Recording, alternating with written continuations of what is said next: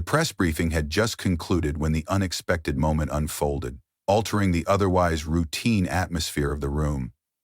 Karoline Leavitt, composed and articulate as always, had just finished delivering a series of clear, well-structured responses to the media, maintaining her signature poise. The audience, filled with eager reporters, had appeared engaged, but relatively subdued, until a single voice cut through the air with a sharp edge of condescension. "Miss Leavitt," a reporter's voice rang out, carrying a tone thick with skepticism, "don't you think that at just 27 years old, you're a little inexperienced for a role of this magnitude? With all due respect, isn't this a seat better suited for someone with more years under their belt, someone the American people can rely on?" The question lingered in the air like an unshakable presence, slicing through the moment and shifting the energy in the room. Heads turned toward the source of the challenge, a younger male reporter, clutching his notepad with a smug certainty, his pen tapping against the desk as if in anticipation of the answer. His smirk deepened, seemingly confident that his question had set an unassailable trap. For a brief instant, the calm facade that Karoline had so masterfully maintained flickered, an almost imperceptible shift that only those closest to her would have caught. Yet, as quickly as it had surfaced, it was gone, replaced by a polite, unwavering smile. She didn't rush to answer, allowing the silence to stretch just long enough for the weight of the question to settle upon the room. The tension became palpable, thick enough to be felt by everyone present, as the gathered press corps waited for her response. It was the kind of moment that could define a career, one that could either solidify her credibility or cast a shadow of doubt over her capabilities. But before Karoline could even part her lips to respond, a voice rang out from near the podium, authoritative and firm. "Is that what we're doing now?" Donald Trump's voice carried through the silence, his tone dismissive, yet laced with amusement. The sudden shift in attention was almost physical, as all eyes darted toward the former president, who leaned into the microphone with a look of incredulity. "We're questioning people because they're young? Really? That's where we're at?" The reporter, though visibly thrown off by the unexpected intervention, didn't back down. "Well, Mr. President, it's a valid question," he pressed on. "Experience is important. Surely you agree that someone with more years in politics might be better suited." But before he could finish, Trump raised a hand, cutting him off mid-sentence. "Stop right there," he commanded, his voice carrying the weight of someone who had heard countless similar arguments before. "First of all, it's not a valid question. It's a lazy question, and I've heard enough lazy questions in my time to recognize one when I see it." A ripple of chuckles spread through the audience, momentarily breaking the tension with an air of reluctant amusement. The battle of words had only just begun, but already it was clear that Karoline Leavitt would not be left standing alone against the unwarranted scrutiny of her age. Trump's response to the reporter's question was immediate, sharp, and characteristically unapologetic. As the words left the reporter's mouth, questioning whether Karoline Leavitt was too young for such a significant role, Trump's presence at the podium shifted, his expression flickering between amusement and exasperation.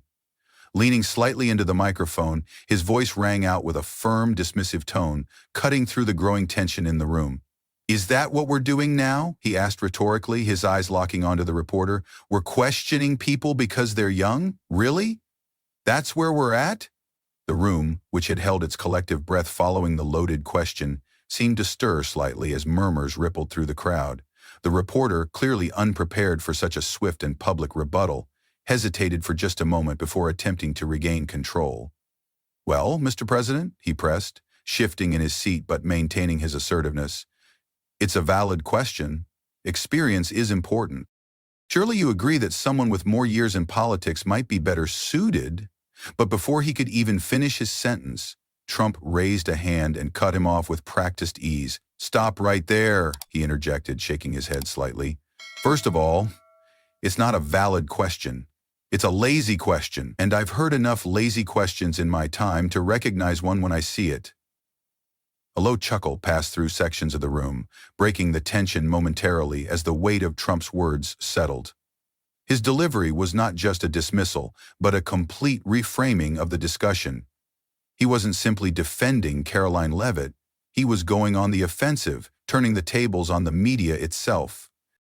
Trump's tone sharpened as he continued, his words slicing through the carefully constructed narrative the reporter had attempted to weave. Second of all, he said, voice firm, don't pretend you're actually concerned about experience. You're not concerned about experience. You're concerned about her being someone you can't predict, someone you can't control. The reporter blinked, caught off guard by the directness of the accusation, but Trump wasn't about to let him off the hook. He gestured toward him with a casual flick of his hand. You know what's funny? He asked, his voice taking on a slightly incredulous edge. You never asked the people who've been in Washington for 20, 30, or 40 years? Decades, collecting dust and doing nothing for the American people? About their experience, do you? You never wonder if their fancy suits and endless committees have actually qualified them for anything? No. You're perfectly fine with them staying in their positions forever, talking and talking while never getting anything done. A shift could be felt in the room as several reporters exchanged glances. Even those who disagreed with Trump politically couldn't deny the truth embedded in his words. Washington, D.C. was filled with career politicians whose tenure had yielded little more than broken promises, yet their experience was rarely questioned in the same manner as young, ambitious leaders like Karoline Leavitt. Trump leaned forward slightly, his tone taking on an air of finality. And, here's the ironic part, he continued, his gaze fixed firmly on the reporter. People like Karoline Leavitt? They're exactly what this country needs. She's young, you got that part right, big deal. She's also sharp, she's driven, she's not bogged down by the swamp. She's brought more ideas and action, actual results, to the table than most of the so-called experienced people you're busy writing love letters to. He turned slightly, glancing toward Karoline, who remained poised and composed, her expression carefully neutral, but her presence commanding.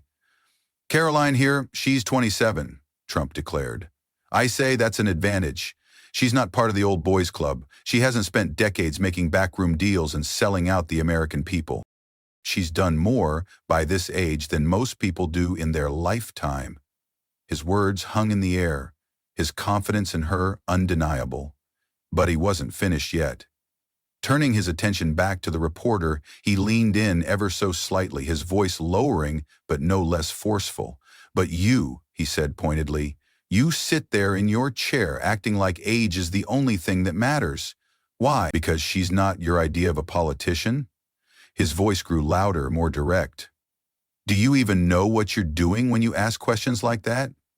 It's not journalism. It's not reporting on the truth. It's bias, plain and simple. You don't like that she doesn't fit your narrative, so you throw out the age card. Creative, very creative. The reporter, whose earlier smugness had all but evaporated, opened his mouth as if to respond, but Trump raised a finger, effortlessly silencing him. No, don't even try it, he said, shaking his head with a knowing smirk. I've heard this nonsense for years. You don't respect the voters who chose her. You don't respect the people who believe in her. You don't even respect her. All you want to do is tear her down because she's not the kind of politician you're used to. The tension in the room had transformed into something else entirely. The balance of power had shifted. Trump had taken a simple, dismissive question and turned it into a full-scale indictment of media bias, career politicians, and the entrenched system that fought to keep outsiders like Karoline Leavitt from gaining ground. As he leaned back slightly, his faint smirk returning, the room seemed to pulse with unspoken energy. Well, guess what, he said, his voice steady but carrying undeniable weight. That's exactly why she's sitting here and you're asking the cheap questions. The room erupted in murmurs, a few reporters even clapping before catching themselves. Karoline, still silent, let a faint smile tug at the corners of her lips. She didn't need to say anything. Trump had just made the case for her better than anyone else could have. Trump didn't just dismiss the reporter's question. He turned it into an opportunity to redefine the conversation entirely, shifting the focus from Karoline Leavitt's age to her undeniable competence and impact. As he leaned into the microphone, his words carried a level of certainty that left little room for doubt. People like Karoline Leavitt, he stated with conviction, are exactly what this country needs. His eyes swept across the room, locking onto those who had silently agreed and those who remained skeptical. She's young, you got that part right. Big deal. She's also sharp. She's driven. And most importantly, she's not bogged down by the swamp. His voice took on an almost incredulous edge. as if he couldn't believe that in a country desperate for change, someone would question the value of fresh leadership. She's brought more ideas and action, actual results, to the table than most of the so-called experienced people you're busy writing love letters to, he continued, letting the weight of his words settle. The silence in the room was thick, the energy palpable. Trump wasn't just defending Karoline, he was holding up a mirror to Washington, D.C., exposing the deep-rooted complacency that had plagued the system for decades. Turning slightly, he cast a glance at Karoline, who remained still, her posture straight, her expression composed but attentive. "Karoline here. She's 27, Trump declared, his voice unwavering. "I say that's an advantage." He let the words hang, knowing full well the impact they would have. She's not part of the old boys club. She hasn't spent decades making backroom deals and selling out the American people. She's done more by this age than most people do in their life. The reporter who had asked the question shifted uncomfortably, his earlier confidence replaced with something closer to unease. But Trump wasn't finished. He turned back to him, his gaze direct and unwavering. "But you," he said, pointing slightly for emphasis, "you sit there in your chair, acting like age is the only thing that matters. Why? Because she's not your idea of a politician?" His voice grew sharper. "Do you even know what you're doing when you ask questions like that? It's not journalism.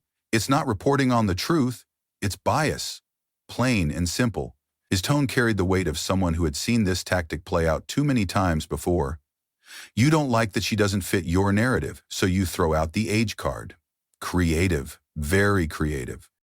The room, now completely absorbed in the confrontation, seemed frozen in place. The reporter opened his mouth as if to interject, but Trump wasn't about to let him regain control of the narrative. No, don't even try it," he cut in smoothly, waving his hand dismissively. "I've heard this nonsense for years.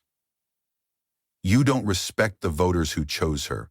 You don't respect the people who believe in her. You don't even respect her. All you want to do is tear her down because she's not the kind of politician you're used to."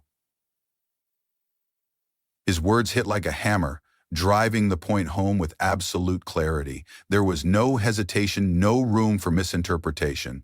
He had exposed not just the flaw in the reporter's question, but the deeper bias that permeated much of the political and media landscape. And then, as if to close the argument with an irrefutable truth, he shifted gears slightly, his voice lowering but no less forceful. "You say age matters," he challenged, arching a brow. "Now look at history. Some of the greatest leaders this world has ever seen were young when they started. Alexander the Great, he started his conquest at 20 years old. Teddy Roosevelt, do you know what he was doing in his 20s? Reforming, changing the system. And here's Karoline, she's doing the same thing, driving change, stepping into the fire every single day while people like you sit back and doubt her."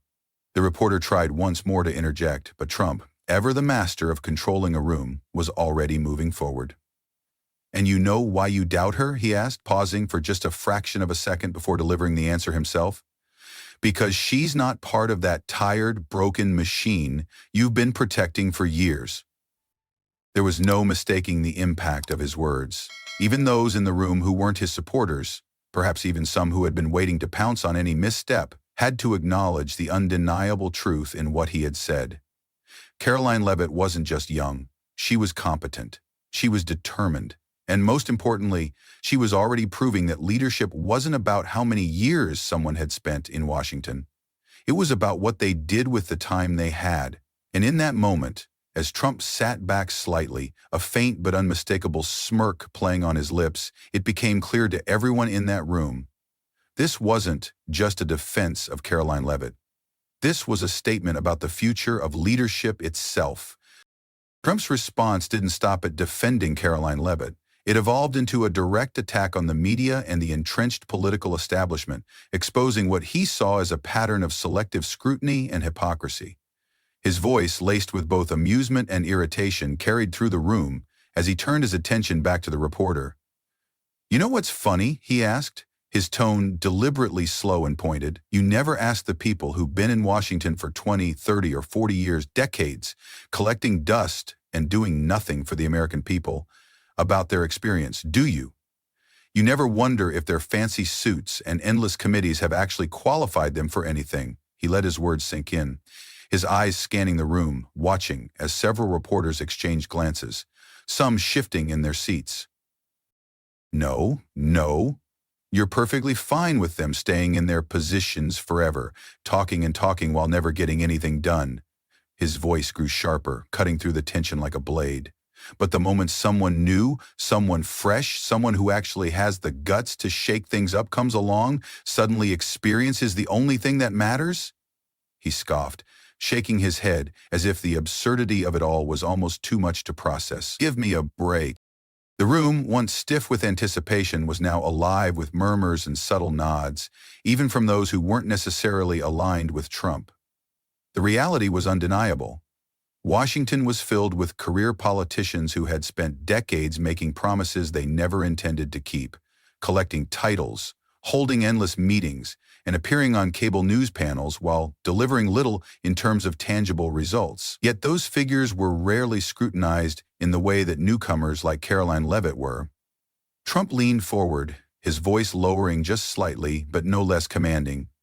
"You don't actually care about experience," he stated flatly, looking directly at the reporter who had initiated the exchange. "That's not what this is about. What you really care about is control." The words struck with precision, their impact visible on the reporter's face. You're not interested in whether she's qualified. You're interested in whether she's predictable, whether she'll play by your rules, whether she'll be another cog in the broken machine you've spent years protecting. A silence hung in the air for a moment, the weight of Trump's words pressing down on the room. And then, he went in for the final blow. "Here's the truth," he said, his voice steady and unwavering.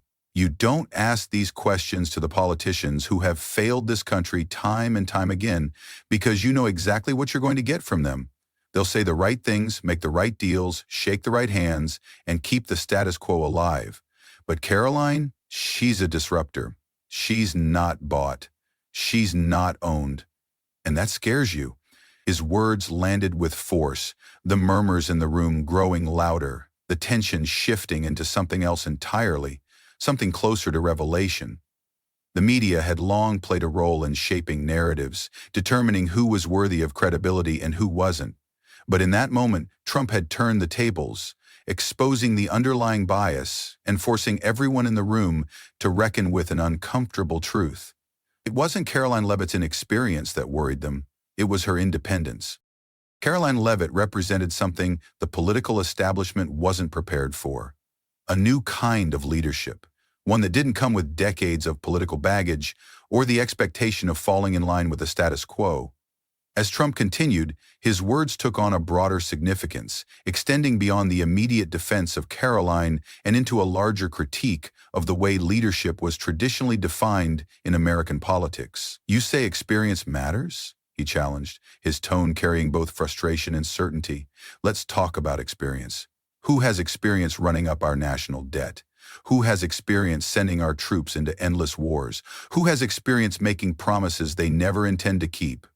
Those are the people you're so worried about being replaced," he scoffed, shaking his head. "Give me someone new. Give me someone who actually wants to change things." The shift in the room was subtle but undeniable. Even those who had initially dismissed Karoline were now forced to confront the reality that the very people they deemed experienced were often the same ones who had contributed to the problems they claimed to be solving. Trump's voice carried a sense of certainty as he continued, his words cutting through any lingering doubt. "You don't have to like her," he said, gesturing toward Karoline. "You don't have to agree with everything she says, but don't sit there and pretend that she's the problem. She's not the one who's been in office for decades making backroom deals. She's not the one who's been selling out the American people to special interests. She's not the one who's been part of this broken machine you love so much." His eyes swept across the room, daring anyone to challenge him on the point. "And you want to know the best part?" he continued, voice lowering just slightly but still filled with unmistakable force. "She's just getting started." It was a declaration, not just of Karoline's political future, but of the shifting tide in American leadership. More and more, voters were turning away from career politicians, looking instead for leaders who weren't entrenched in the system, who weren't beholden to lobbyists or years of political debt. Karoline wasn't an anomaly, she was a sign of what was coming. The skepticism that had once filled the room now gave way to something closer to quiet consideration. Whether they admitted it or not, the reporters present knew Trump had a point. The same system that had protected seasoned politicians for years was now being exposed for its complacency, and figures like Karoline were the ones forcing the conversation to change. Trump leaned back slightly, the faintest hint of a smirk crossing his face. "So, go ahead," he said, looking back at the reporter who had posed the initial question. "Keep worrying about her age. Keep pretending that's what really matters. Because while you do that, she's out there making a difference, and in the end, that's what's going to matter." The room remained silent for a moment, the weight of his words hanging in the air. Karoline, still seated, remained calm, but the slight curve of her lips betrayed a quiet satisfaction. She didn't need to speak, the message had already been delivered, and whether the political establishment was ready for it or not, a new force in politics had arrived. Karoline Leavitt sat still, her expression composed, her posture unwavering, yet there was no denying the subtle shift in the room. The air had transformed, the tension replaced by a quiet but undeniable energy. Trump had spoken, forcefully, not just defending her qualifications but completely dismantling the notion that her age was a liability. She had been prepared to answer the question herself, to navigate the condescension and skepticism with the same poise she always maintained. But Trump's intervention had changed everything. He hadn't just countered the reporter, he had reframed the debate, exposing the bias that had been disguised as legitimate concern. As the final echoes of his words settled in the air, Karoline finally allowed herself a small, fleeting smile. It wasn't one of triumph or arrogance, but of acknowledgement. In this moment, she realized, she wasn't just holding her ground, she was claiming it. She turned slightly, catching Trump's eye, and with a subtle nod, she conveyed her unspoken gratitude. He, in turn, gave a slight smirk, the kind that suggested he knew exactly what he had just done. Leaning back, his voice softened, almost teasing now. "You don't need me to fight for you, you know," he said, his tone lighter but still carrying its signature edge. Karoline let out a quiet laugh, her voice warm but steady. "I think you did more than that," she admitted. "Thank you. I mean it." Trump waved it off, as if brushing aside the idea that he needed any thanks at all. "Don't thank me," he said simply. "Just keep doing what you're doing. You've got the talent, you've got the drive, and trust me, that's better than all the so-called experience in the world." She nodded, letting his words settle, and in that moment any lingering doubt about whether she belonged here was gone. Karoline Leavitt wasn't just proving herself, she already had. The story of Karoline Leavitt's confrontation with skepticism and the defense she received carries a powerful lesson about leadership, resilience, and the shifting landscape of influence.